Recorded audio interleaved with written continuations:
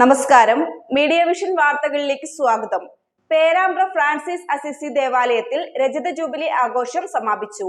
താമരശ്ശേരി രൂപതാധ്യക്ഷൻ മാർ റെമിജിയോസ് ഇഞ്ചനാനിയിൽ തിരുനാൾ കുർബാനയിൽ പങ്കെടുത്തു.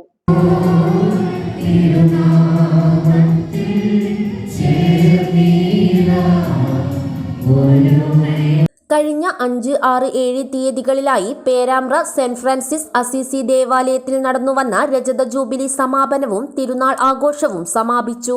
5-ന് പള്ളി വികാരി റവ ഫാദർ ജോൺസ് പുൽപ്പറമ്പിൽ കൊടിയേറ്റിയതോടെ തിരുനാളിന് തുടക്കമായതെന്ന് ഫാദർ സോയൂസ് പറഞ്ഞു. തുടർന്ന് കുർബാന, ലതീൻ, നാടകം തുടങ്ങിയവയും നടന്നു. 6-ന് വൈകിട്ട് പേരാമ്പ്ര ടൗണിലേക്ക് തിരുനാൾ പ്രദക്ഷിണം നടന്നു.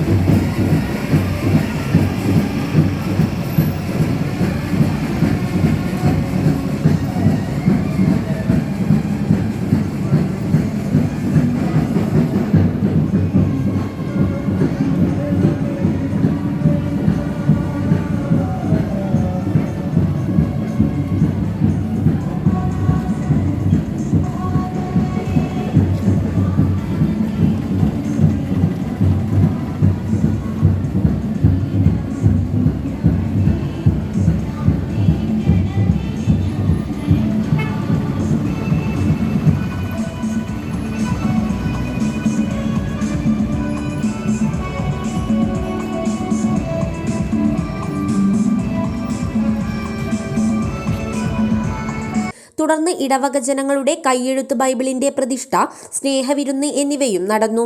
7-ന് ഞായറാഴ്ച മാർ റെമിജിയോസ് ഇഞ്ചനാനിയുടെ ആഘോഷമായ തിരുനാൾ കുർബാനയും നടന്നു.